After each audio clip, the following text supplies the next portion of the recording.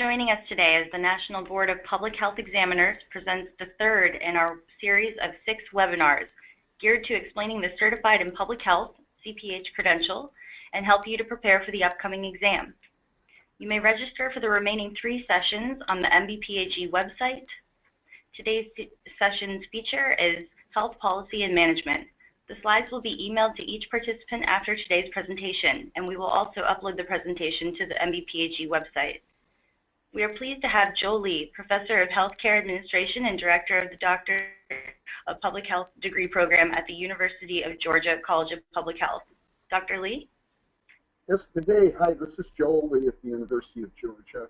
And before I begin, let me apologize. I'm on the tail end of a head cold, and hopefully I won't talk too much as we proceed, but I didn't want to reschedule, so hopefully we'll be able to make things work well today. As you've probably heard if you've participated in any of the other sessions, I can't tell you what's on the exam because I don't know what will be on the exam. What I can do is seek to address the important topics that I would include in an MPH course in health policy and management, and I hope that will help you in preparing for the exam. I should mention, by the way, that I am one of the chartered CPHs. I took the exam the first year it was offered, so I understand your interest in preparing to do well on the exam. So let's go on with the presentation. About halfway through my session, we'll take a little 10-minute break and then we'll resume. Okay, so in preparing my presentation today, I used 2 sources. I looked back to the master's degree core competencies that were developed by the then Association of Schools of Public Health, what's now the Association of Schools and Programs in Public Health. And I looked at the 10 competencies that were defined in health policy and management. And I won't take your time to read through those in detail. I suspect many of you, if not all of you, are familiar with them. They'll be part of the PowerPoint that you'll receive following the session. But I looked at that information. In addition, as part of that competency model, there are references to interdisciplinary and cross-cutting competencies. There's a separate session that's taking place on that topic. But several of those overlap with health policy and management. So I'll make reference to those as well, but I won't go into as much detail in those areas. The second area that Hi, Joel. Yes. Hey, Joel. The sound's a little muffled. Do you think that we could start over and you could call in from the dial and information we're about to email you? Okay, absolutely. Okay, great. Bear with me 1 second. I guess all of our testing, nothing is perfect.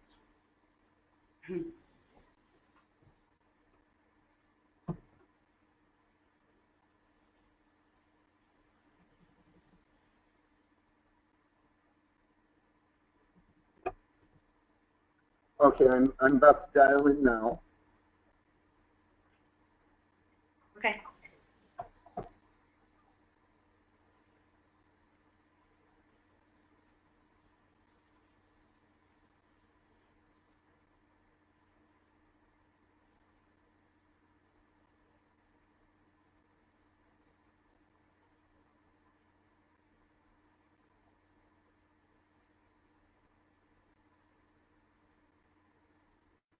Should we restart the recording as I connect?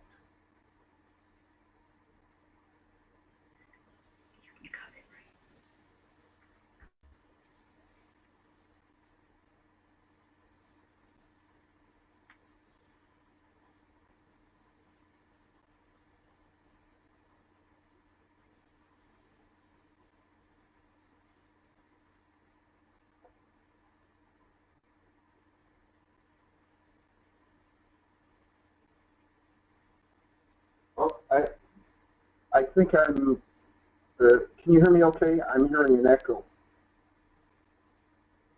He has to hang up on this. Okay, how does it sound now? Can you try and talk a little more? Okay. I'm still getting a little echo on my side. So you have to, under audio, you have to select telephone instead of mic and speakers. Okay, hang on 1 second. Let's see if we can get that switched.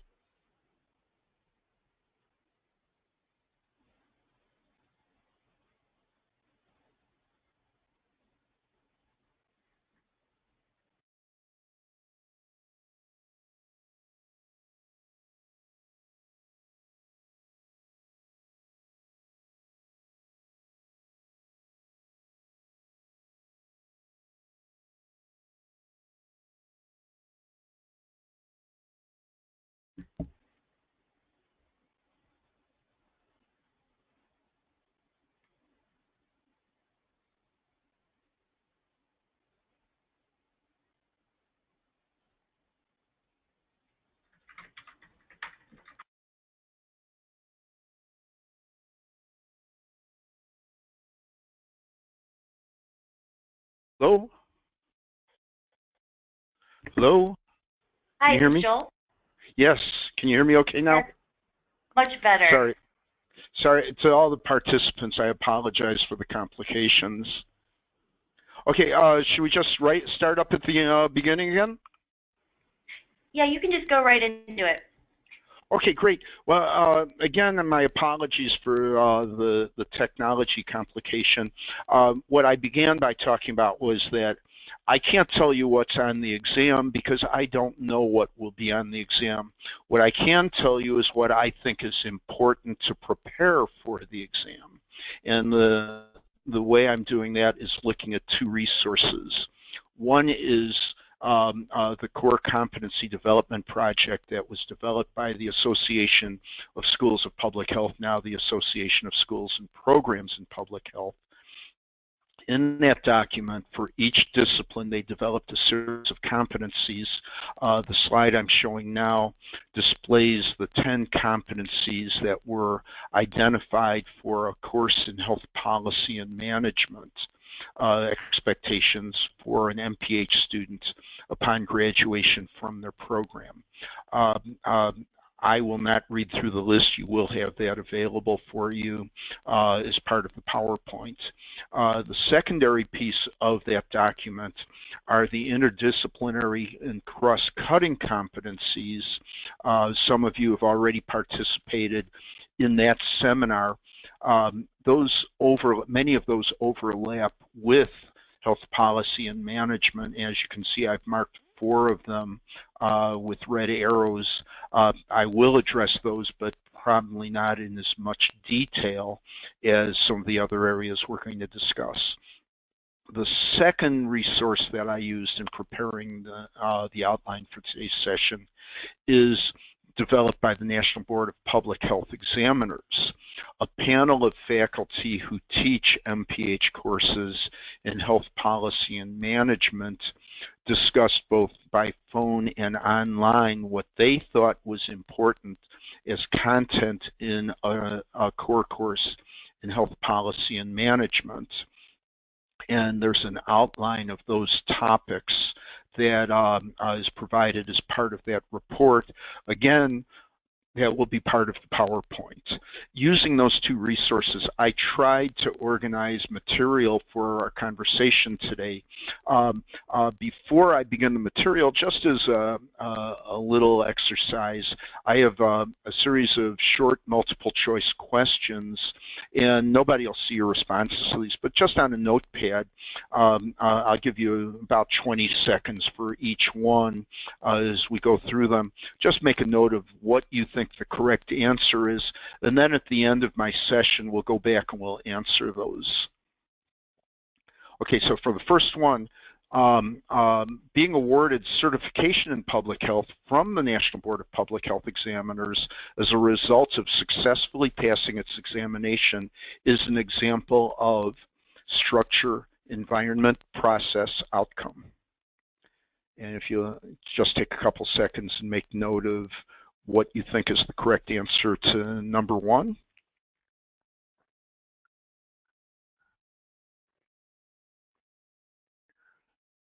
Okay, and I'm going to move on to question number 2 now. The smallest percentage of U.S. healthcare spending addresses one of the following: nursing services, public health services, physician services, pharmaceutical services, hospital services. And if you'll answer that one.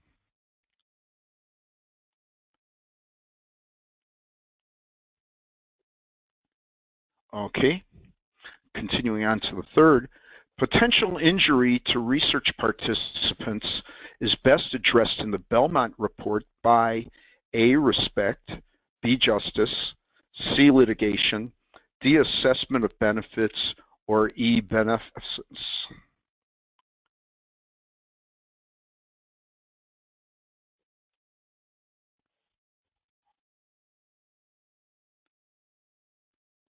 Okay, continuing on.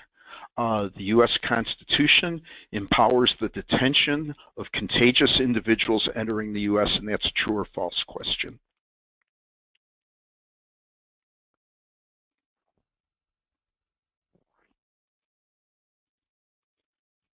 Question number 5. Paying a monthly flat fee for all medical care needed is typical of A, fee-for-service, B, health maintenance organization, C, preferred provider organization.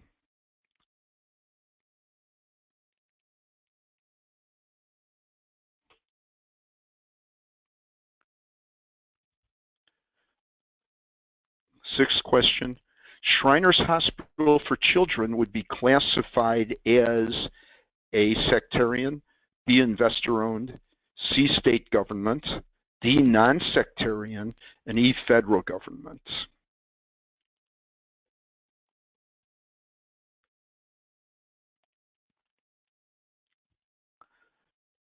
Okay, a statement: by June 2013, there will be a 0.2% reduction in HIV infections in a strategic plan. This would be where you'd find this would be an example of a mission, vision, objective, goal, program.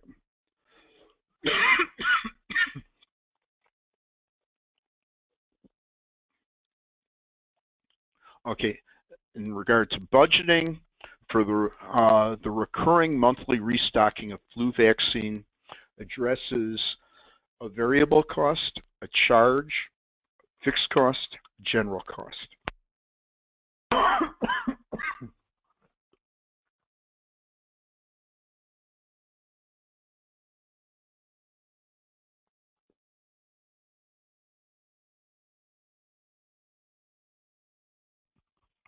Is the context for what I'm going to talk about.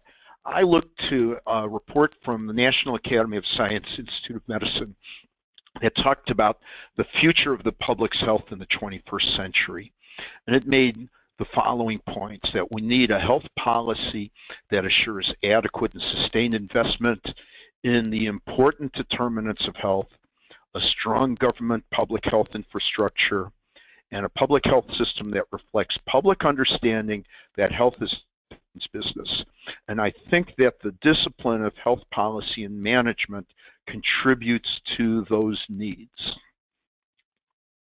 Okay, so what we'll do as we proceed is I've divided the presentation into 4 topics: systems thinking, health policy, delivery systems, and then health management. I'll label each one as we move into it.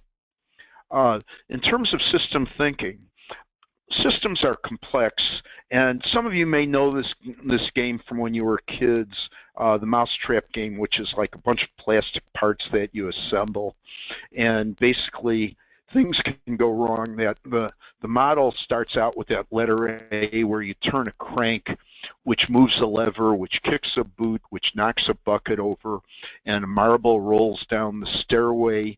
And then it falls into that track G and moves over and hits the pole. That the hand at the top of the pole pushes another marble, which rolls off into the bathtub and eventually drops and hits a diving board, where a little man bounces off the board into a tank of water, which then activates the basket that slides down that pole, trapping the mouse.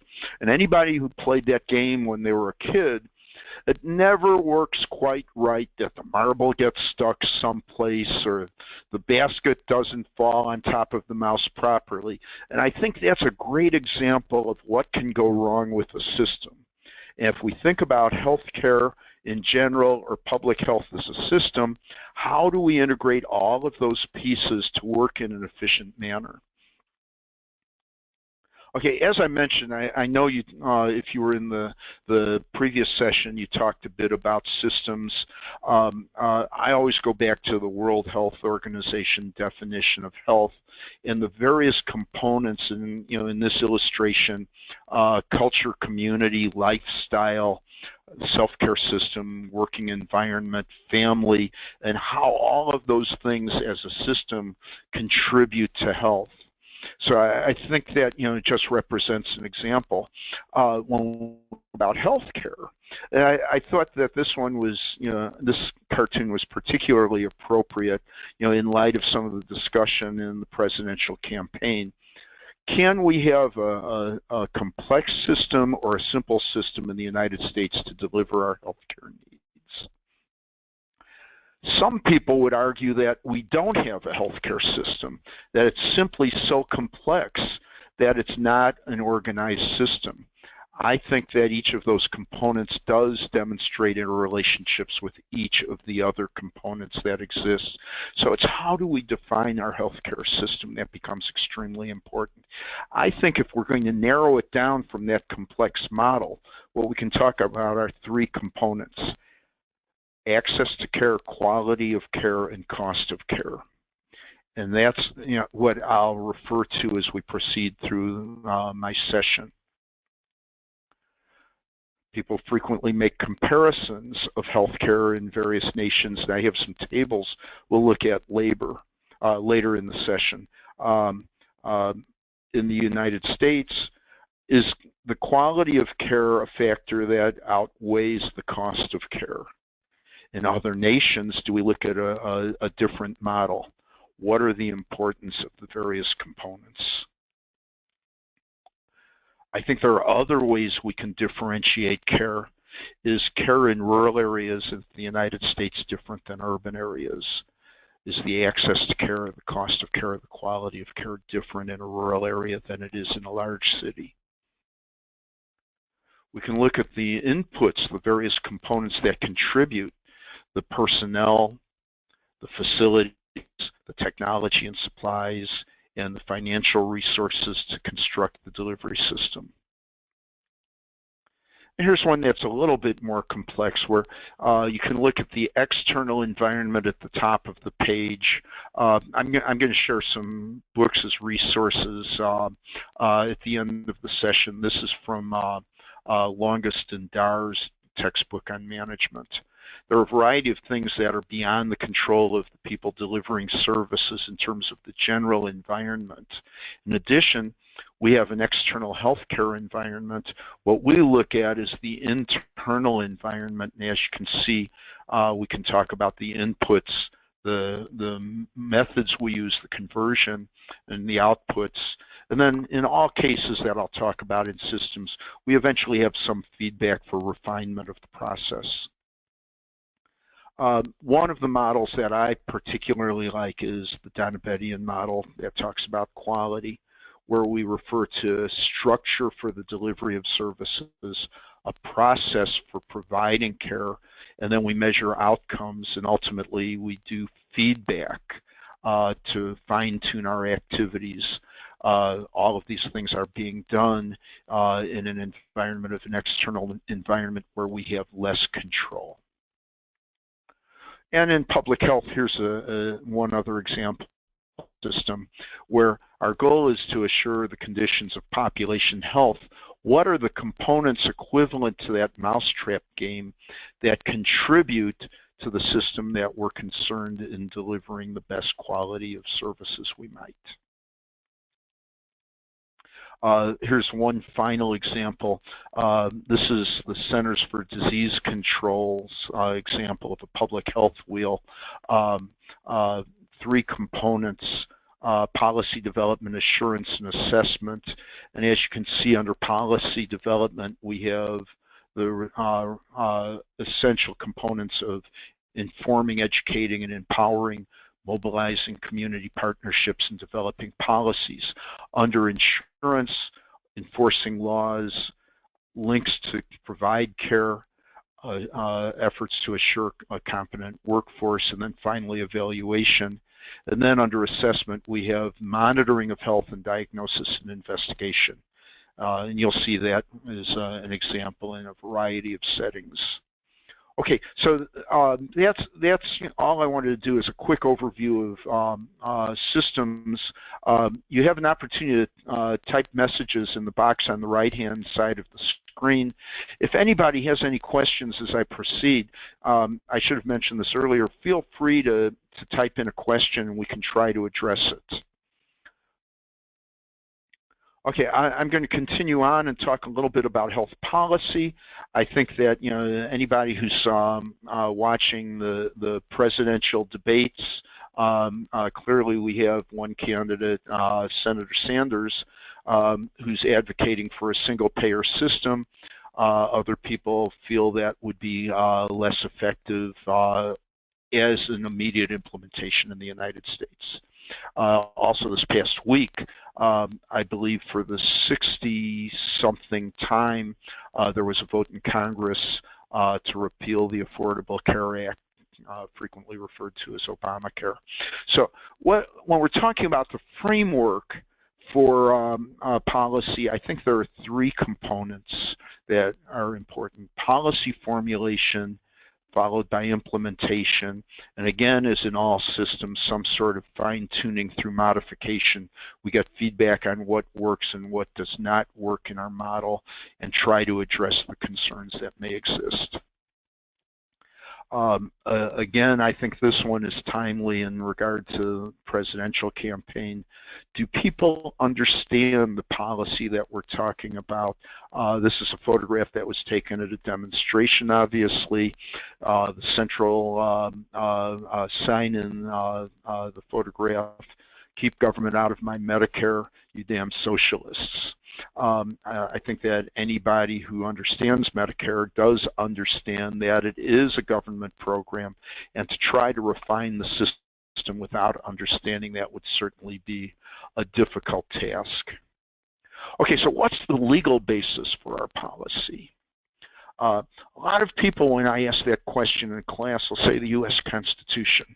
And if I ask the next step about, well, what in the Constitution provides for health care, what frequently people refer to is this clause: "We, the people of the United States, in order to form a more perfect union, establish justice, ensure domestic tranquility, provide for the common defense, promote the general welfare, and secure the blessings of liberty." And they think about promoting the general welfare as the basis for healthcare services in the United States. I'm not an attorney, but my interpretation of a variety of legal cases is that does not have standing.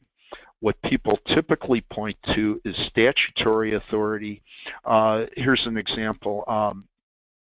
The Commerce Clause of the U.S. Constitution, which is the basis for Section 361 of the Public Health Service Code. And I doubt you would need to know that specific section number for the examination. But as an example, what it does is it provides for the U.S. Secretary of Health and Human Services to take measures to prevent the entry and spread of communicable diseases from foreign countries into the United States and between states. And that becomes a statutory authority for public health services. So if we go a step further and we talk about what statute or law refers to, I would categorize it in two ways: criminal law, which talks about conduct that's prohibited by government because it threatens and harms public safety and welfare, and civil law, which are actions intended to protect the public health and welfare. We also have specific police powers related to public health to encourage behavior. Those are frequently through coercive actions, quarantining people based on a contagious disease. seizing property that could do harm to the public, a product that's being imported from another nation that has some sort of chemical in it that would affect the users of the food product, as an example. Or to close businesses. I suspect a lot of you, notice signs when you visit restaurants in regard to their public health restaurant inspections, reporting the quality of the restaurant. If they fail to meet standards, they can certainly be closed. Okay, another piece separate from the statutory authority is implementation through administrative regulations. Legislative bodies enact laws, and normally they authorize personnel within government to develop administrative regulations for the implementation of those laws. So it's important to look at the regulations as well as the original laws. So in developing policy, this is an example that I like, a checklist for the things you want to consider in developing a policy. First thing, what's the problem? And trying to develop a concise statement of the problem. Can I identify the focus? Can I identify options related to the solution of the problem? To talk about background, what factual information is necessary to address this effectively? Have you eliminated information that's extraneous, that's not relevant? Is the tone appropriate? And you want to keep things as neutral as possible in tone. Landscape. Who are the stakeholders? And I'll talk about stakeholders in a moment. Are the stakeholders' views described clearly and accurately? Is the structure of the landscape consistent and easy to follow? Is the landscape appropriate? Does the reader have all the information necessary to assess the option? And I think one of the important things in regard to stakeholders is they may not all have mutual perceptions or outcomes based on the policy that's being developed. Do my options directly address the issue identified in the problem statement? How do you stay germane to the issue? Do I assess pros and cons? What are the advantages and disadvantages of each option you've identified? Can you apply all of the criteria to each option in its assessment? How do you evaluate it? Are the options sufficiently different from each other to give the client a true choice, a real choice? Are all of the options within the power of the client? And then finally, a recommendation. Is my recommendation for one of those options appropriate and appropriately assessed? Can you recommend only one option, or are there multiple options? Are you explaining why your recommendations are the best option, and what are the flaws related to that, since few things are perfect? Okay, and here's one other example where we've got the formulation stage that I've just referred to on the left side, and then we talk about implementation, and it is in all of the examples I used related to system. At the top of the page, we have the external factors, the environmental factors that are brought to bear, and at the bottom of the page, the policy modification process. Based on our first initial activity and its assessment, how can we refine it to make it better as time progresses?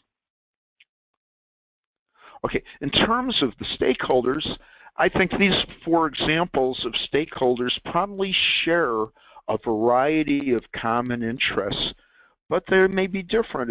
As a consumer, you would like to pay as little as possible for your services, where providers, based on their income goals, may want to have a higher fee. The payers are going to have a role in regard to what's appropriate. Employers paying for insurance have a role. Who are all of the stakeholders? Those are only four examples. Who are all of the stakeholders involved in developing the policy, and what are their interests? Ideally, we can identify some common interests among the stakeholders. Okay, the ethical component of policy. How do we allocate resources? Using a pie rather than health services is the example. We can carve the pie into slices in a variety of ways. Will everybody get an equal size share? Will we give more pie for those who have gone without pie in the past? Will the most powerful people get the largest slices of pie? Will those who make the greatest contribution to making the pie or the healthcare system get the most as a result of their contribution? Should we say equal shares except for special cases? Or finally, those with the greatest need get the most? And at some point in policy, we need to decide how we're going to allocate our resources. Another aspect of ethics is developing a professional standard. Professions develop codes of ethics. Here's an example from the Public Health Leadership Society, where it defines a code of ethics for public health, clarifying the distinctive elements of public health and the ethical principles that follow that definition. What are our ideals? And I've got a specific example that some of you may be familiar with. And some schools and programs in public health, as a new student week activity, welcoming people to the educational program, and in some cases as part of a commencement ceremony, students are asked to recite the public health professional's oath. And I won't read the whole thing, but I will read the first paragraph. At the University of Georgia, at our commencement ceremony, all MPH students and Doctor of Public Health students rise as part of the commencement ceremony, and they swear this oath as a public health professional. I hold sacred my duty to protect and promote the health of the public. I believe that working for the public's health is more than a job, it's a calling to public service. Success in this calling requires integrity, clarity of purpose, and above all, the trust of the public. Whenever threats to trust in my profession arise, I will counter them with bold actions and clear statements of my professional ethical responsibilities. So as I said, you know, there's not a required professional code of ethics in public health, but it's been adopted in many academic settings as well as workplace settings. Many of you, as part of your training and research, have addressed the issue of ethics in research, the requirement for studies to be reviewed by institutional review boards. And you're probably familiar with the Tuskegee studies, excuse me, where a decision was made to withhold treatment from participants because it would disrupt the research. Excuse me. As a consequence of that, there was a report that's referred to as the Belmont Report. The Belmont Report refers to 3 core principles in terms of ethical research: respect for persons, the individuals who are being studied, protecting the autonomy of all people, and treating them with courtesy and respect, and allowing for informed consent. Researchers must be truthful and conduct no deception. Beneficence, the philosophy of do no harm while maximizing benefits for the research project and minimizing risks to the research subjects. And third, justice, ensuring reasonable, non-exploitive, and well-considered procedures that are fairly administered, fair distribution of costs and benefits to potential research participants, and that all are treated equally. And it's frequently, I'm sorry, I shouldn't say it, but those components are normally included in informed consent forms for research, as well as both the assessment of risks and the assessment of benefits in regard to studies being conducted. Okay, so let's go on. With those things in mind, we're ready to implement policy. In grade school, normally people talk about government, 3 branches of government: the legislative, executive, and judicial branches. I suspect all of you understand these things. If you're not familiar with the process, this is a little YouTube video that you may want to look at, which is going to talk about the process in a very efficient way. But just to summarize it real quickly, if we're talking about legislation, we have a parallel set of activities that take place in the House of Representatives and the Senate at the federal level. Most states have a very similar process. I think we have one state that has a single legislative house rather than two. But what we normally have is the introduction of a bill or proposal in one or both of the houses of Congress. It's ultimately assigned to a committee which can conduct hearings, develop reports related to it, can do amendments and make modifications to legislation. Ultimately, if they pass it at the committee level, it goes to the House as a whole or the Senate as a whole for consideration. If the bill is passed and it is identical in both places, it can move directly on to the President. Frequently, there are variations between the two chambers. And what we see is the need for a conference committee to resolve those differences. In some cases, they'll amend it to address the needs of both houses. In other instances, one house will simply accept the language of the other. At that point, it's sent on to the President for consideration to be signed into law. And there are really four options at that point. The President can sign the bill, accept it, and make it law.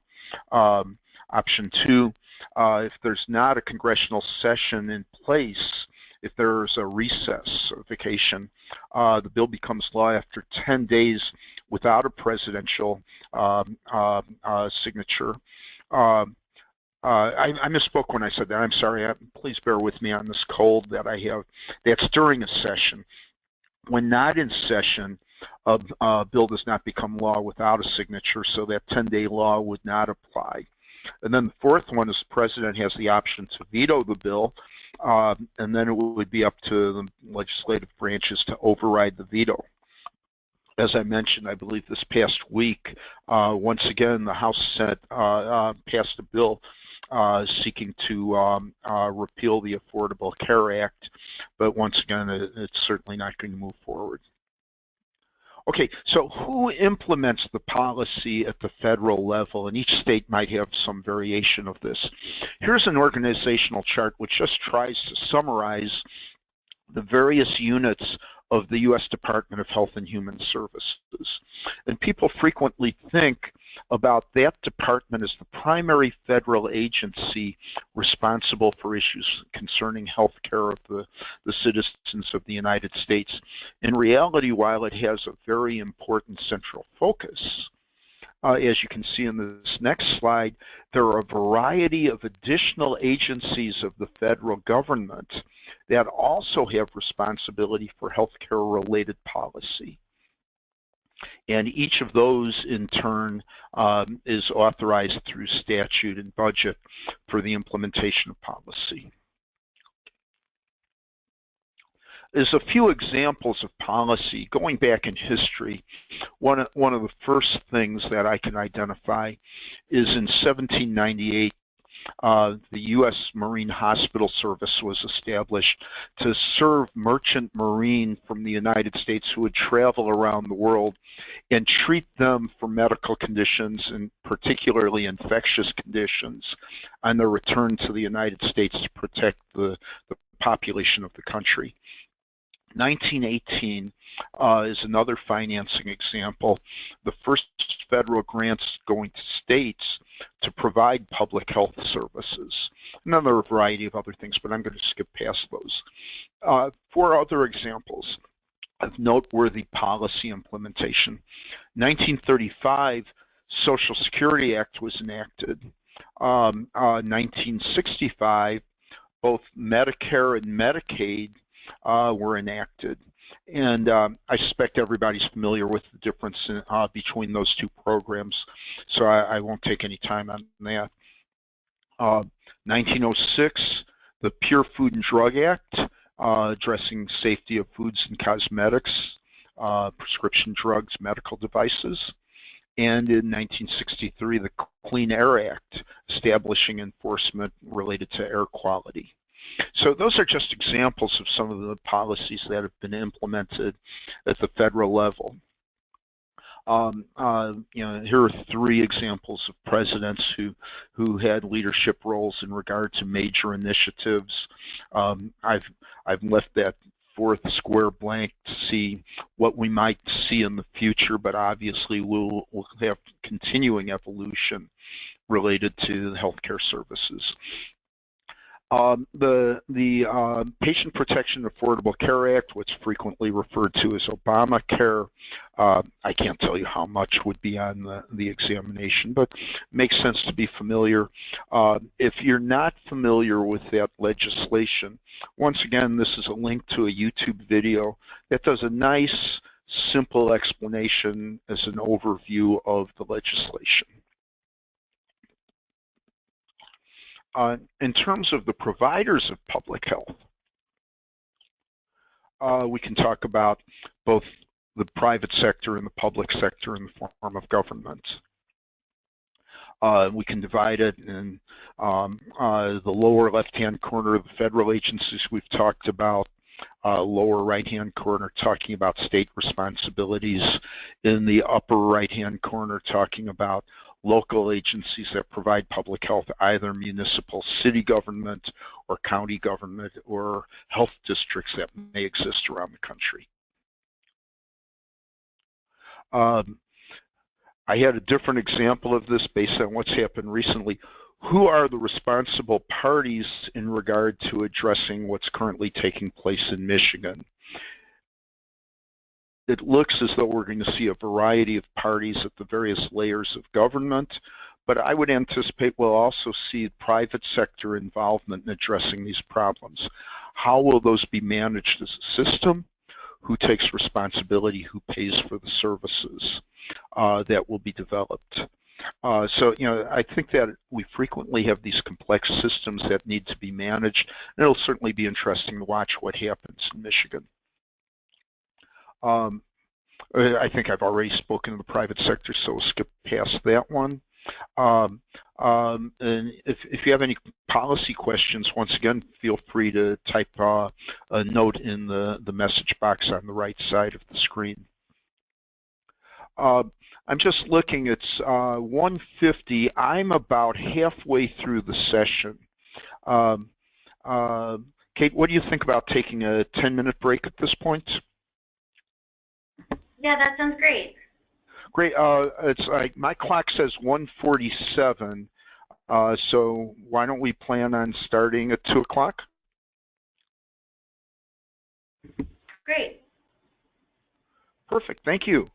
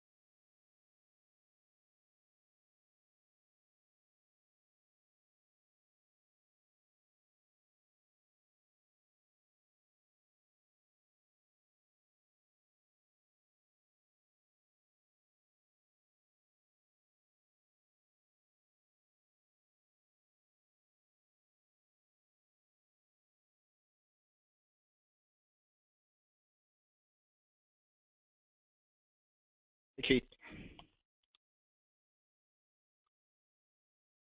Hi, Jill.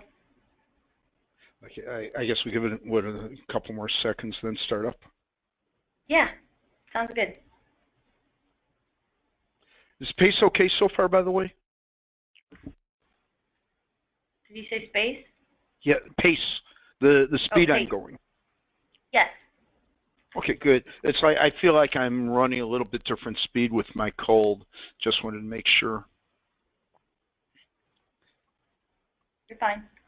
Okay, great. Well, why don't we go ahead and start up again. Welcome back to everybody. And what we'll do now is transition into talking a bit about the healthcare delivery systems. So, you know, we're certainly going to talk about the perspective of public health, but we'll also talk about clinical care as well. If this were in a class, I'd ask the class to try to develop this list. The Centers for Disease Control developed a list of the top 10 achievements in public health over the past 10 years. I'll show them to you in a moment, but if you want, just take a second and think about what you believe might be on that list. Think of one example. Okay, now we'll just go ahead and take a look at what's on the list of our accomplishments in public health. CDC ranked them in the following order: vaccination, motor vehicle safety, safer workplaces, control of infectious diseases, decline in health from coronary heart disease and stroke, safer and healthier foods, healthier mothers and babies, family planning, fluoridation of drinking water, and recognition of tobacco use as a health hazard. So looking back at the evolution of public health, those are some of our key accomplishments. How did we get there? Obviously, one of the organizations we think about is a focal point for the public health activities at the federal level, CDC. If you want to understand a bit more about the relationship between CDC and local areas, I love to use this movie when I teach.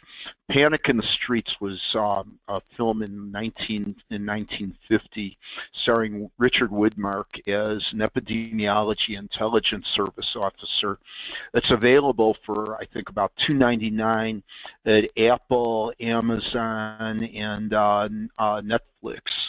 And you can download and watch the movie. And it has the photograph that's on the screen shows Richard Widmark as a federal representative standing next to a New Orleans police officer in their investigation of an outbreak of plague. It's a fun movie to watch. So that is a way of looking at that interface between local and federal agencies.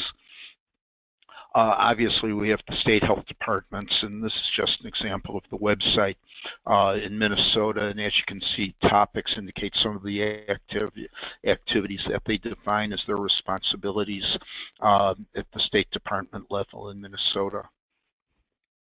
And then, of course, the local health departments, city, county, and districts.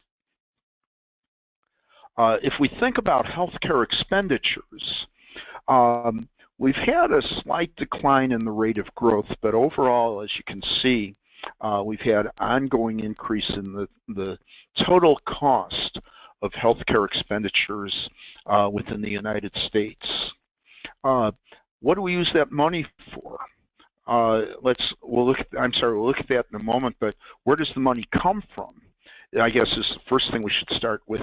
As you can see, the largest share comes from private health insurance paying for services that are provided, followed by Medicare, followed by Medicaid programs, and then several other types of programs, including out-of-pocket expenses. What do we do with the money? As you can see in this illustration, the primary activity is invested in hospital care, almost a third of total costs, followed by physician clinical services. Where does public health fit into this? If we look at all health expenditures in the United States, over time we've been talking about approximately 1% of all U.S. health expenditures going to public health activities. And in this illustration, it identifies some of the sources for that 1%. About a third of it's coming from federal agency support. A bit more than a third of it's coming from state agencies. And as you can see, the rest is divided between multiple sources, local funds, some fees and registrations, and then a variety of other mixed sources. I just looked yesterday at the federal Omnibus Appropriations bill that was passed. This is from a press release from House Speaker Ryan's office, which talked about 10 things you should know about the Omnibus Appropriations bill. 5 of those items talked about healthcare issues, and that's what I have on the slide. I picked out the 5 that addressed our topics. The first point that was made in the press release, overall discretionary spending has been reduced by $176 billion since fiscal year 2010. So what we're talking about is a reduction in funds that are being appropriated overall. The second point that's made, and actually it's misnumbered, it should be 6 points, I'm sorry. The bill cuts funding for EPA for the 5th consecutive year and reduces its staffing to the lowest level since 1989. No new funding for Obamacare, the Affordable Care Act. The bill maintains all existing pro-life policies and funding provisions. The bill continues our work to deliver a 21st century healthcare system for our veterans and their families. And then finally, the bill increases funding for the National Institutes of Health. Notably, the bill increases funding to boost Alzheimer's, cancer, and brain research, pediatric research, and emergency funding related to the Ebola crisis. So you can see as part of the implementation of policy related to delivery, we see some areas which are receiving increased funding, while concurrently other areas are either flat funding or actually decreases in funding. So when we talk about personal care, since that's such a large component of the delivery system, what are we talking about? Obviously, one component we can talk about is the preventive services and health promotion activities. Second area we can talk about is primary care. The activities where people go in for routine visits on a walk-in basis. Third area, hospital care, inpatient services. And I think example, although it might apply to other areas, we most frequently talk about it with hospitals, that how do we organize the services? And the first slice is to differentiate between private non-governmental ownership and government ownership. Within the private area, we can again differentiate between what are frequently called voluntary or not-for-profit organizations and investor-owned or for-profit organizations. Between those groups, probably the most notable distinction is in the voluntaries, talking about the sectarian or religious-based institutions that many religious denominations sponsor healthcare agencies and hospitals in particular, and the non-sectarian dealing with communities, charitable organizations. My question in the beginning of our session referred to the Shriners Hospital as an example. And one of the key distinctions related to those is under Federal Internal Revenue Service Code, qualifying as a not-for-profit 501c3 organization. I don't think you need to know that number, but the second category of the private agencies is the investor-owned or for-profit organizations. In some cases, those are single hospitals that are owned. In other cases, there are corporations that own several hospitals or 100 hospitals. Same thing might apply in ambulatory care, primary care activities. We're seeing growth in primary care clinics that are sponsored by Walgreens, by CVS, individually operated walk-in facilities. What's interesting on the government side is the diversity of services that are offered in terms of both federal, state, and local agencies. At the federal level, we certainly think about the branches of the military through the Department of Defense, the Veterans Administration hospitals, the Department of Health and Human Services offering services through agencies such as the Indian Health Service. The Department of Justice provides health care through the Bureau of Prisons. State level, I think the majority of inpatient facilities tend to be in these two categories. Mental health facilities that are operated by state government and public university academic medical centers. At the local level, we frequently see hospitals that are offered as either a hospital district or authority, as well as designed or municipal or county government agencies.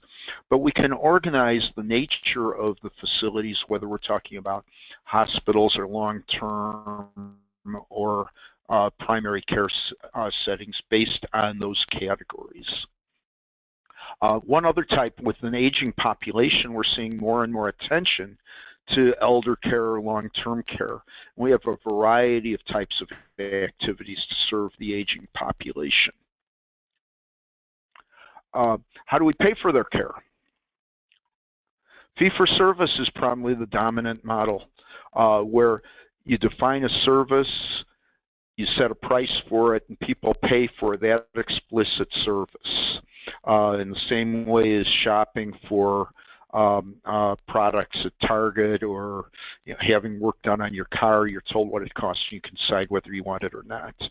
So we have fee-for-service care, but complementing it, we have growing sets of activities related to managed care. Managed care usually talks about in a health maintenance organization fee in exchange for all services you receive. Now, in an organized managed care system, there might also be activities to define what is appropriate care, to talk about preventive services that would reduce the cost of acute care services in the future, but a more organized model than the traditional fee-for-service framework.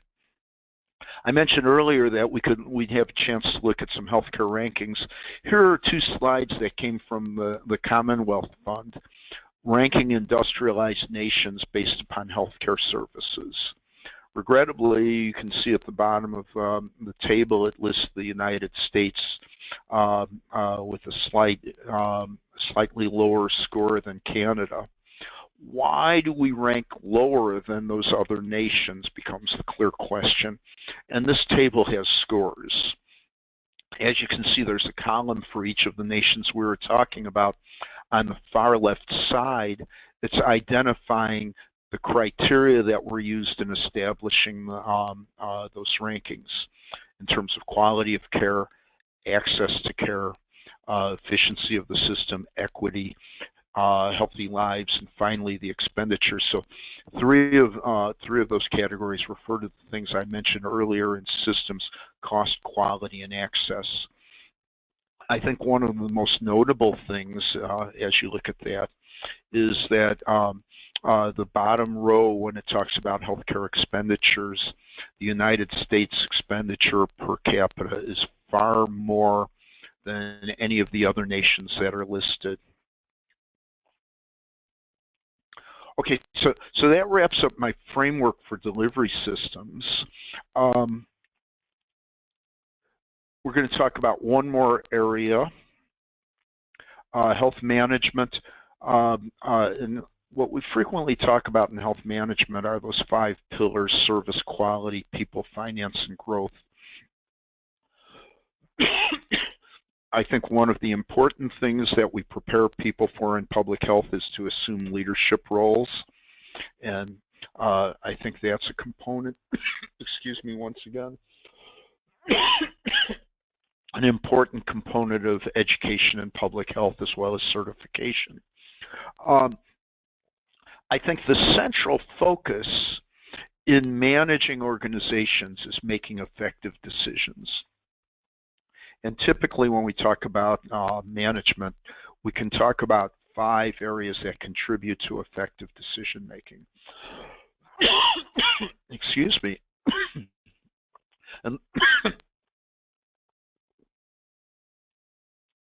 those areas are planning, deciding in advance what we're going to do, organizing, developing relationships among the people and other resources to achieve those outcomes, staffing, the human resources that are necessary to implement our plans, directing how do we supervise people to implement what we want to accomplish, and finally controlling, regulating activities to achieve our outcomes.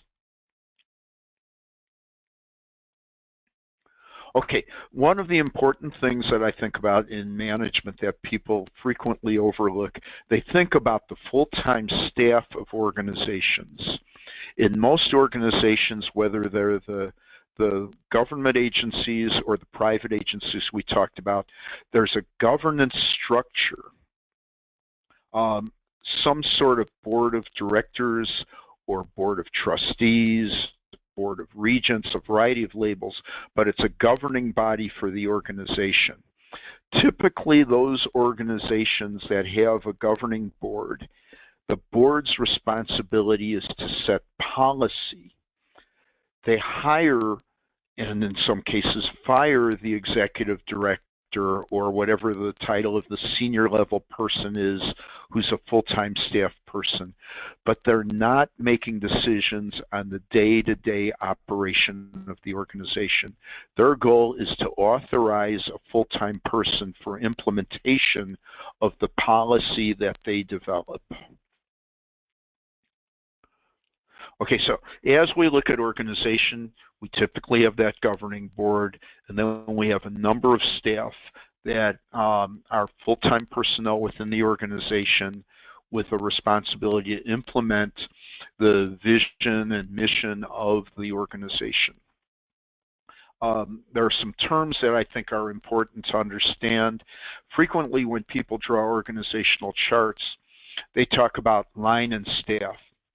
Line refers to somebody who has direct authority in the organizational chart to supervise other people. In this example, the Director of Public Health is the immediate supervisor of the Associate Director for Patient Care, as well as the Associate Director for Environmental Services. They have direct supervisory responsibility on those individuals. In contrast, the 2 boxes that are labeled Executive Assistant to the Director and Medical Director are people who do not have authority or supervisory responsibility over other individuals. They provide technical support to an individual in a line relationship, I'm sorry, in a staff relationship, that they support the individual that they're linked to. So you should know those 2 terms. Now, carrying a step further, as we organize, as an example, a public health agency, there are several different ways it can be accomplished, and here are some different models. The first example at the top of the page is organizing by function, where in my example we have 4 units that are under the authority of the director: a planning department, a public relations and communications department, a human resources department, a finance department. Each one has a very explicit function. In the second model, they're organized by geography, where everything is done based on a geographic unit. So in a large area, we could have the northern, eastern, southern, and western divisions. Each one would have its own components to function independently. A third way to organize would be around the clients that we serve. So you would have services for children, adolescents, adults, senior citizens. And in each case, there are a specific set of services to meet your client's needs most effectively. And then finally, the last organization example I have is organizing around a purpose. It's rather than the specific client, it's a specific service that you're providing in terms of purpose, such as well baby, health promotion, substance abuse. Typically, that's an oversimplified model for how an organization is going to work, but we can start with that. What we often end up with is something that looks more like this, which is a mix of those various models. So you can see the northern division of this department is organized in a different way than the southern division. That may be based on the demographics of the population. Some things are centralized at the top of the page, and we can have a variety of organizations that are designed to most efficiently achieve the desired outcomes of the organization. There's one other type of organization that pops up periodically, and that's called a matrix organization. In this case, if you look, you can work columns, and the way they're organized going back by function. And on the left side of this one, you can see the same services we talked about over here under purpose. In the case of well baby service planning, that would have a responsibility reporting to the planning department in regard to their planning activities and whoever was in the supervisory role related to well baby services. In the case of well baby public relations and communications, same thing, that they would have two reporting lines. In some organizations, this works very effectively. Probably the greatest criticism is people suddenly have two supervisors that they're reporting to, and that makes it much more complicated to do your job. But we do see some organizations that are organized in this matrix model. Okay, so let's talk a little bit about human resources. One of the most critical things in an organization is the people who are employed within that organization.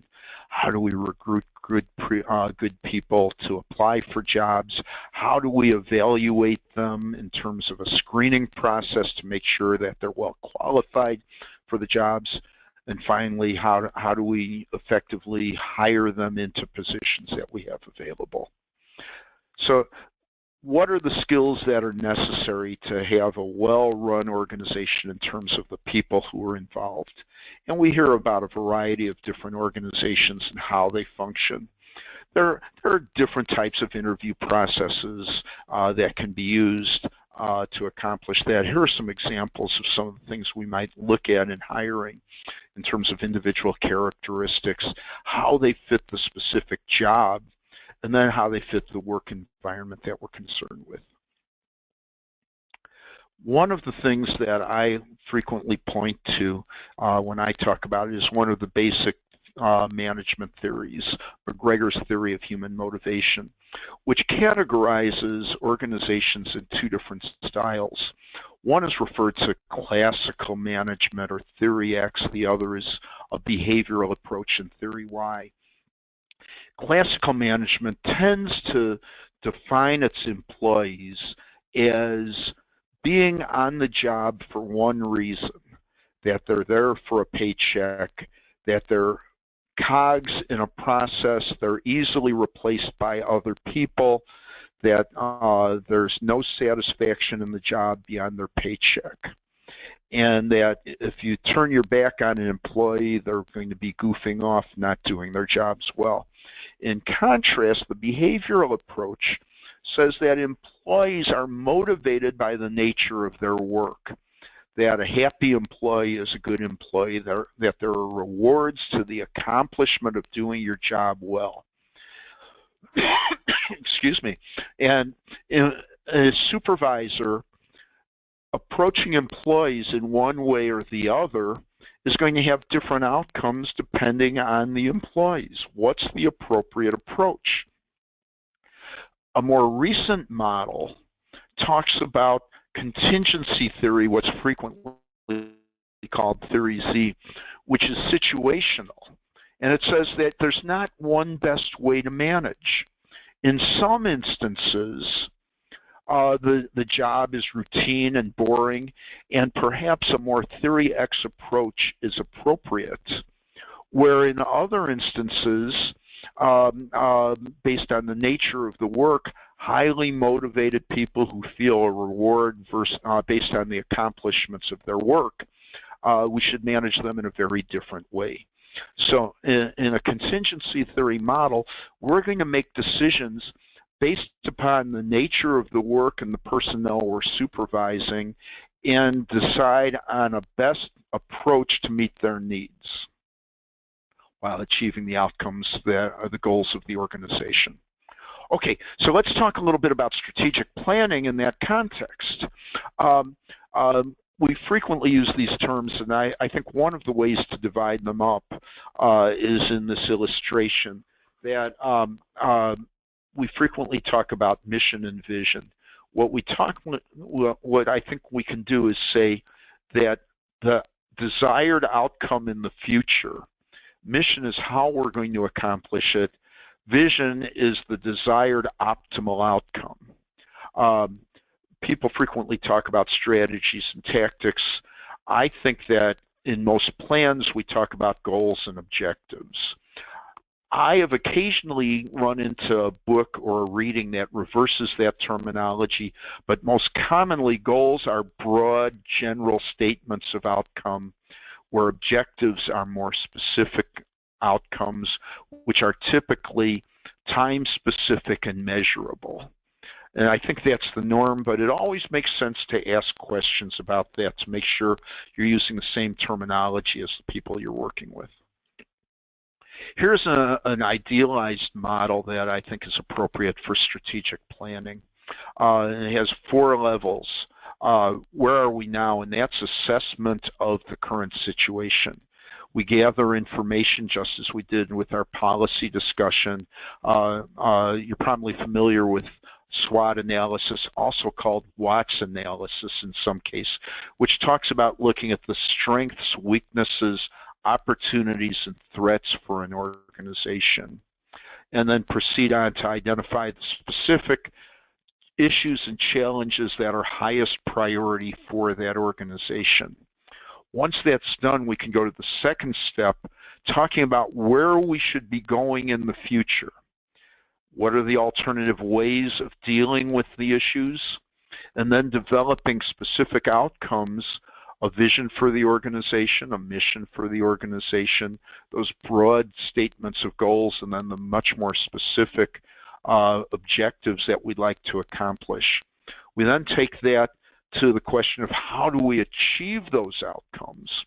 What are the best strategies?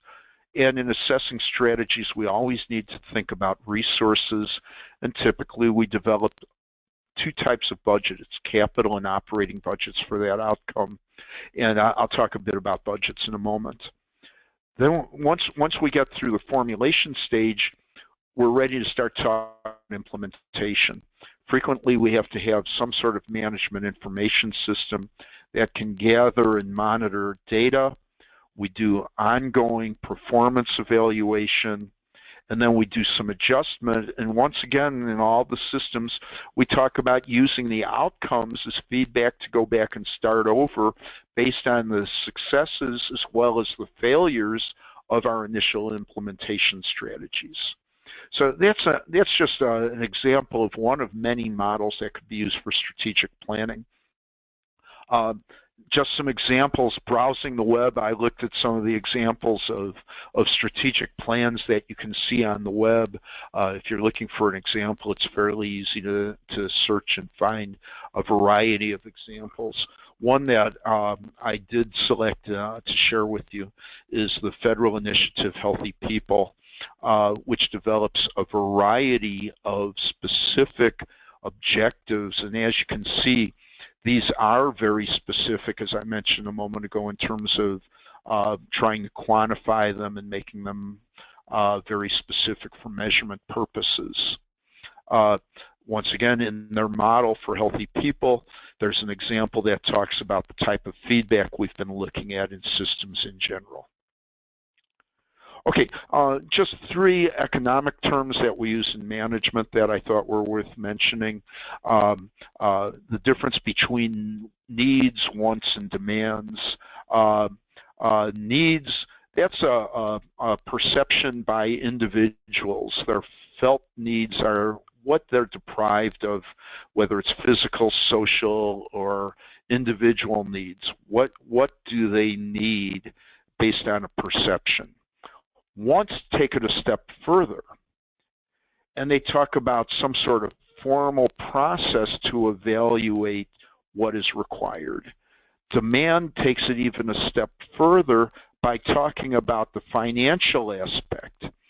I would like to buy a Tesla car. I'm not going to get one though, because I'm not willing to pay what they charge for it. So I'm not creating demand for a Tesla. I want one. Do I really need one based on transportation, or can I just use a bus? So we differentiate those categories, and it's just good to know those terms. One other way to look at it is in terms of marketing strategies. We frequently talk about in marketing the 4 P's of marketing, and in some cases the 5 P's of marketing. The top labels are the examples that when people talk about the 4 P's in marketing, they're talking about the product, its price, its place or location where it's offered, and the promotional activities related to marketing that service. If people talk about 5 P's, they have that 5th column of people.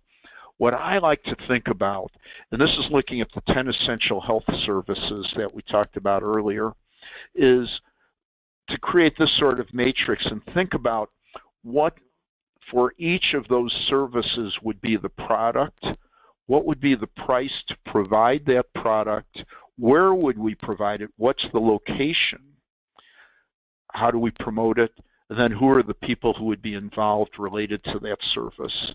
So I think there are a variety of models, but frequently people use the 4 P's or the 5 P's of marketing. Okay, in terms of finance, we only wish that we had, stacks of cash to spend on public health services like Scrooge McDuck, but one of the things we want to do is talk about how we can use financial information to improve decision-making and manage our resources. The ability to pay for services is an extremely important component in anything that we plan to do. And we want to talk about some specific terms. Frequently people use these 2 terms interchangeably, cost and charges. I think that it's important to differentiate them. The cost is identifying the financial resources that are required to provide a good or service. When you're talking with a friend who has the ability to get you a good deal on a product or service, they frequently say, I can get it for you for the cost.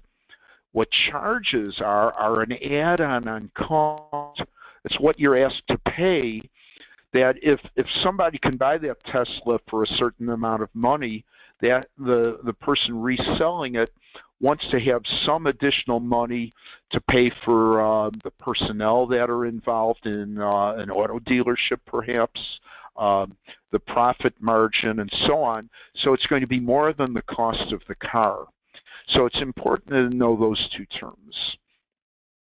2 other terms that are important are fixed cost and variable cost.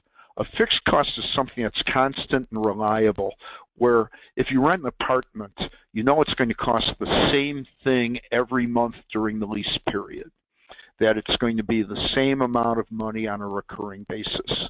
In contrast, a hospital or a motel or a hotel, how many patients will they have in a given day may change. And if they're apportioning the cost for heating the building and only half the beds in the hospital are filled, they can't turn the temperature down just because there are less people there. So there are some things that are variable. The more people that are in patients in a hospital, the higher their costs will be for food services. So there may be some things that change in a variable cost model. Some other terms, capital budget. We're talking about the overall high value long-term assets, things that cost money over time, the big purchases of equipment. In contrast, the operating budget is talking about the expenses for a given time period. And we can break that out into those 4 categories. So we differentiate between capital budgets, the big purchases, and the day-to-day operations of an organization. I've already talked about for-profit and not-for-profit. I think the most important thing, just to reiterate this issue, is frequently people mix the terms not-for-profit and non-profit. I think that an organization that's classified by the IRS as not-for-profit may still need to make a profit. Now, they might not call it a profit, they may call it surplus revenue, but in terms of replacement of equipment over time, they need to bank away some cash.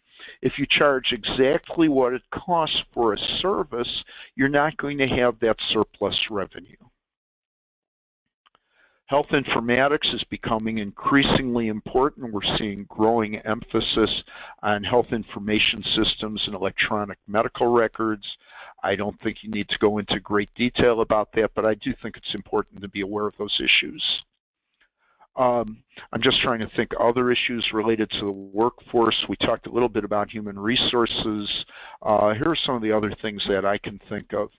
The Association of Schools of Public Health looked to the future several years ago, and based on the age of employees working in the public health workforce, recognized that, as you can see in this poster that was developed, more than 250,000 people working in public health would be eligible to retire from their jobs by the year 2020. The question then becomes, who is going to replace those people and fill in those jobs? For people who are just finishing school, that may present some interesting opportunities for advancement in a very rapid way. I think, and this is my opinion rather than anything else, I think that the retirements have been a bit slower in public health than might have been initially anticipated. I think part of that was the uncertainty of the economy. So now the question is, with the economy improving, will we see a more rapid rate of retirements among people in the public health workforce in the next few years, creating vacancies? How do we properly train people to work in public health? What's the appropriate training?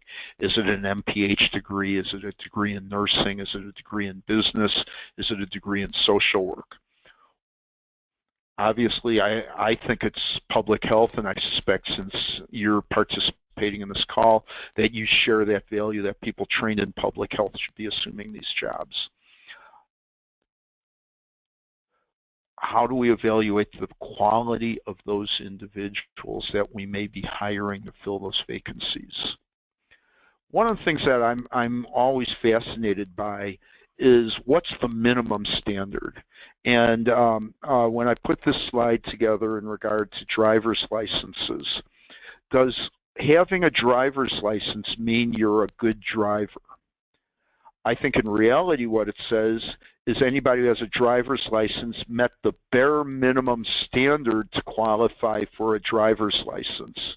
And for several movies earlier, one of the other movies I can think of is Dustin Hoffman in the movie Rain Man, where he refers to himself as a very, very good driver and bumps into a curb while driving the car. So I think that frequently what we're talking about in terms of quality as a licensure criterion is saying you meet a minimum standard. I think that that may be the first thing we think about as we talk about the certification process that you're looking at, that it differentiates you from other people because you meet that standard. Does it mean that you excel? We don't talk about people in the same way we do frequently in a master's degree program or a doctoral program where they received an A versus a B in the course, but everybody who passes it is certified. And I think that's a great step forward in credentialing public health professionals. Will we go a step further in the future and differentiate people beyond that is something that the National Board may have to address at some point. Excuse me. Hospital accreditation has been around for a long time, and this is just an example of the website of the Joint Commission International. What began as accreditation of hospitals in the United States is now spread worldwide in terms of setting standards for hospitals. Even with that standard of accreditation, National Academy of Science Institute of Medicine estimated that between 44,000 and 98,000 deaths occur annually due to adverse events in hospitals, and there are over 1 million injuries among the patients in hospitals. So even though hospitals are accredited, they're still not avoiding some of the injuries to their patients that we'd like to see them address. How about public health? Until only recently, we didn't have a standard for local health departments or state health departments. FAB, the Public Health Accreditation Board, was established for that purpose. This is an old image, as you can see, because it's talking about 2011. When I went to their website yesterday, for some reason it was down. It just wasn't working, and I wasn't able to get an updated version of this image. But the Public Health Accreditation Board has a requirement for health agencies where there are a set of standards followed by a site visit to the agency to demonstrate that they meet a national accreditation standard. If you go to their website when it's working, it'll give you a list of all of the agencies that currently have been met and now meet the accreditation standard. So in doing this, we always talk about some sort of continuous quality management process. This is a simplified version of what people are doing. The strategic planning process is part of plan, do the implementation process, check, which is evaluation, and then specific actions. And it's a continuous loop where we're, rather than doing it one time, we are continuously repeating it over and over with the goal of each time improving upon the previous experience. There's also another model, and I'll just briefly mention it, the Baldrige National Performance Excellence Model. To date, there's not yet been a health department that's been recognized with this national prestigious award. There are a number of hospitals that have received it. And as you can see from their model, they look at leadership, strategic planning, the focus on the various markets of patients and other customers. They look at their staff, the process management, and results.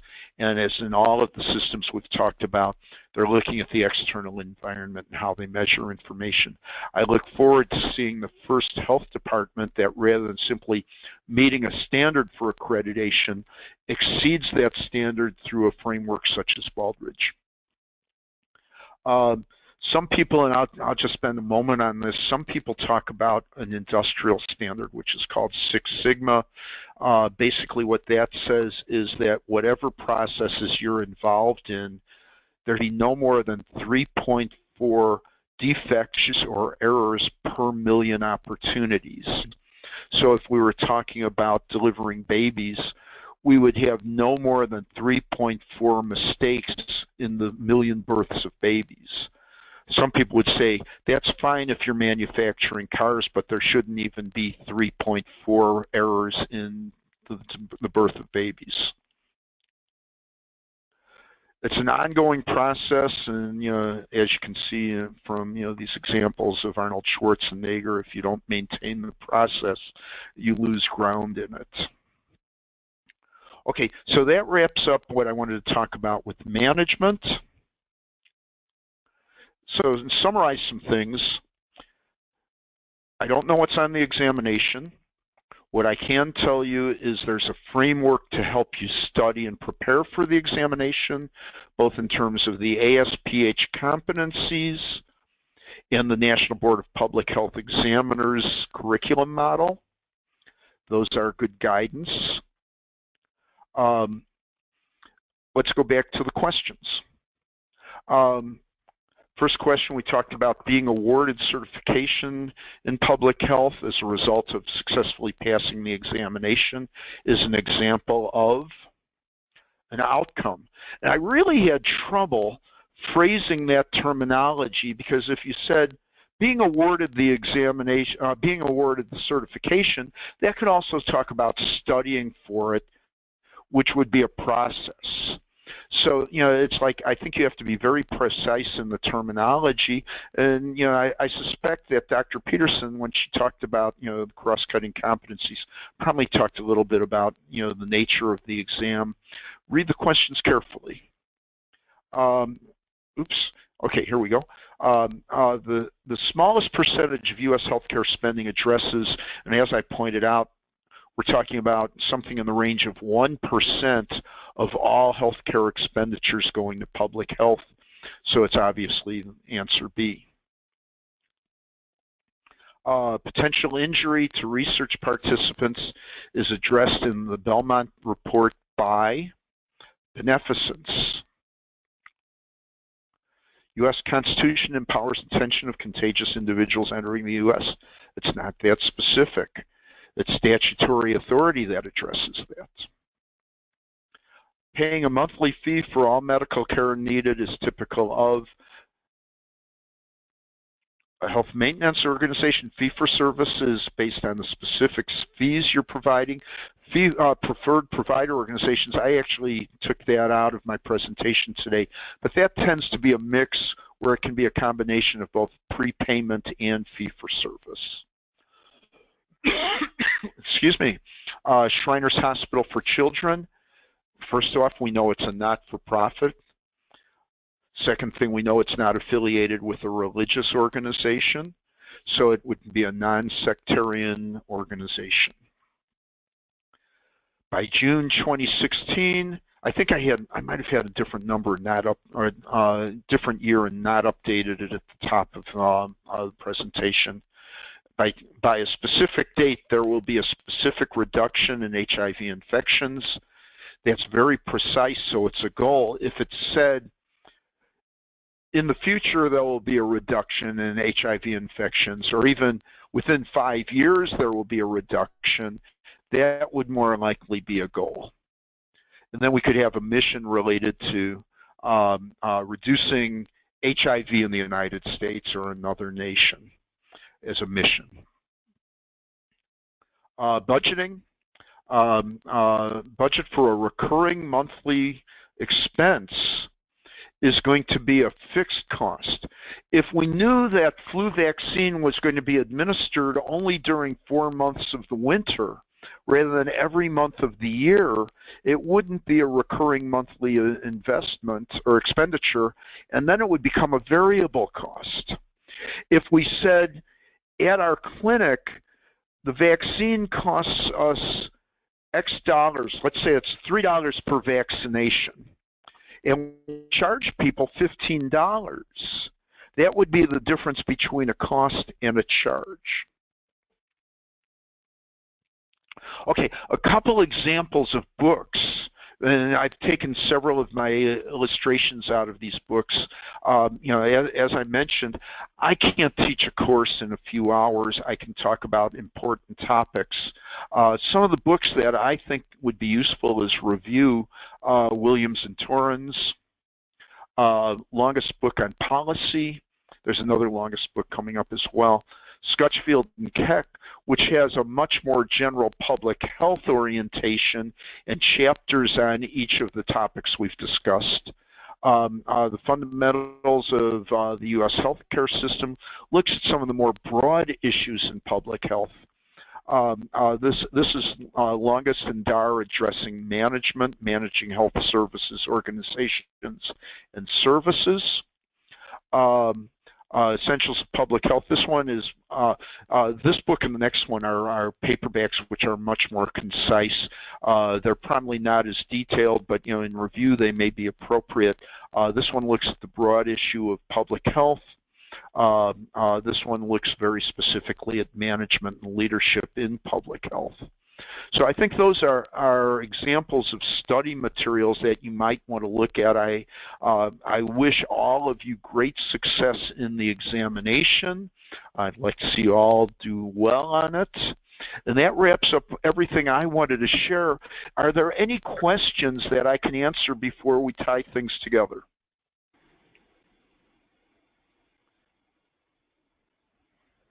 Kate, I don't see any questions. Am I correct?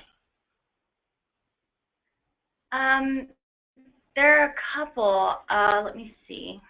Oh, I can't see them. So if you could share them, that would be great.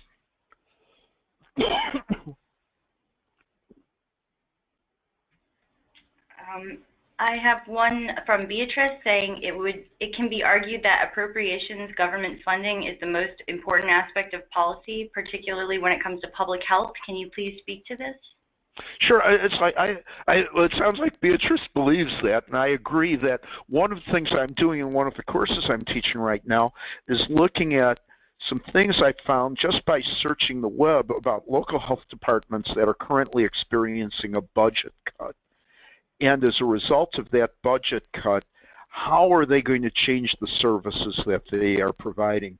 One way, obviously, is to cut back on a specific service. Another way is to reduce the staff that's available. And the third way is that there may be a new issue that they need to confront, which they aren't capable of taking on and adding a new service to the population they serve.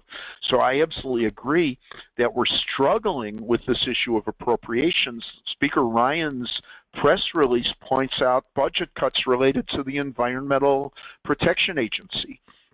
He points to that as a positive.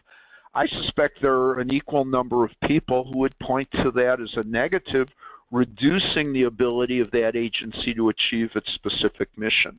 So I absolutely agree with that point. And part of it is policy issues in terms of the beliefs of different individuals in elected office. But the other thing is beyond things that are beyond the control of those individuals. With the shrinking economy, local health departments may be affected by a reduction in tax revenues for their service area, where the budget is cut simply because the funding isn't available. So I hope that helps. Kate, anything else? Regarding health records and electronic health records, should we be familiar with Hipaa requirements for EMR? That's a good point. Of course, I don't know what will be on the exam, but the HIPAA compliance records relate to the confidentiality of information. One of the most severe things that's happened recently, and I guess is on an ongoing basis, as we've moved to electronic medical records, are laptop computers that have been misplaced, stolen, or lost, which have a large amount of confidential information on them. But the other thing is simply in a healthcare facility, people, without thinking about the consequences, talking about a patient in a public place where other people can overhear it. As I said, I don't know if there are going to be questions in regard to compliance, but it's certainly something that everybody should be aware of, and that's a good suggestion. That I should have added that when I briefly mentioned health information. There's a delivery systems question. You mentioned that the university-run academic medical centers fall under state government. However, since most universities are not-for-profit, wouldn't that make them non-governmental? Well, it varies. It's like I may have overstated it with that comment. In some states, the universities are governed as a portion of a state agency within government. In other instances, the academic health science centers are treated as a freestanding not-for-profit entity rather than part of state government, and it does vary. And that's a very good point, that, to understand the exact organization would be important. It may be one structure in Illinois and a different one in Kentucky. So, I think that's an important issue. I know in some states they've decided that they are more efficient in their operations if they're freestanding rather than acting as an agency of government. And there's one last question. Can you go back over the difference between vision, objective, and goal, how to distinguish Sure. a goal versus an objective? Let me go back over, let's see if we can get back there quickly.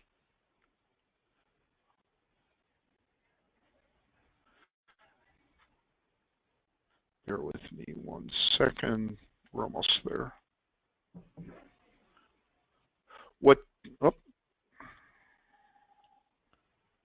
There we go. Okay, so in defining direction, what we're typically talking about is a vision, which is some sort of ideal state for the future. And when I talk about strategic planning, if I were working with a group, I'd say if resources were unlimited, if there weren't barriers, what's your ideal future? When we get to mission, I think it makes more sense to talk about the specific organization because we can't guarantee world happiness in most cases. What should your organization seek to accomplish in a long-range manner? Looking out 10, 15 years in the future, what would you like to accomplish? Goals are more specific than that broad statement. And typically an organization is going to have multiple goals. They're going to be perhaps 5 years in the future, maybe 10 years in the future. They're going to be fairly broad statements of a desired outcome. When we get to objectives, I think objectives become very time-specific and very measurable. What are we going to accomplish in the next year, the next 2 years, the next 3 years? How can we measure that? And if you asked me a question about a goal, I could say, yeah, we're moving that direction. But if you ask me a question about an objective, which is very specific, at the end of the time period that's specified, we can measure it, and I'm not going to be able to finesse it. I'm going to be in a position where I say, yes, we accomplished it, or no, we didn't accomplish it. I think that that motivates people to focus on outcomes in a much more direct manner than those more broad statements, but they filter down from the mission statement to the goals to the objectives. And it's like, we could talk about that a long time. That's kind of an overview. If whoever asked that wants to follow up, I'd be happy to do it by email. Anything else, Kate? Yeah, we're having a couple more questions come in. Sure. Should local health departments move away from direct delivery of services and re-engineer to managed care model? Oh, that sounds like a policy question. I think that I can't answer that one. I could share my opinion, but I think that the issue related to that one is probably much more focused within the environment of that department that you're talking about and the resources that are available within that community. So I don't think there's one best answer to that. I think that's going to be variable. And again, that's just opinion rather than fact that I'm stating as I provide that information. Okay. Could you please talk about the role of government in gentrification in relation to public health? Oh, that's a tough one. And I wonder if that in the environmental health review, they'll talk a little bit about gentrification, but clearly there are some issues related to changes in the service community.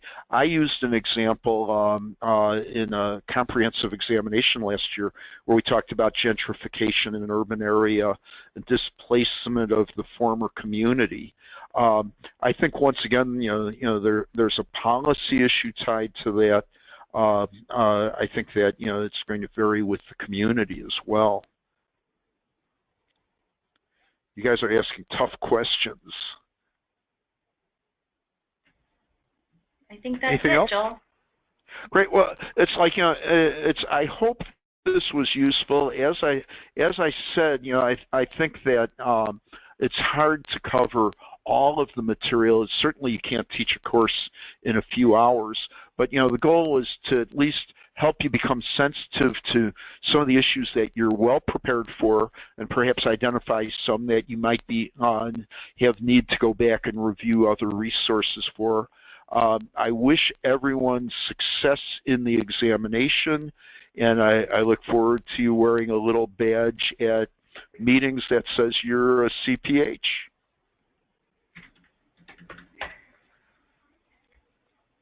Okay, thank you so much. Thank you so much, Joel. Okay, and again, my apologies for coughing and our slow start, but hopefully this was useful. Thank you, everybody, for participating. We will be distributing the slides by email, and they will also be uploaded to the website this week. Thank you, and have a great day. Okay, thank you.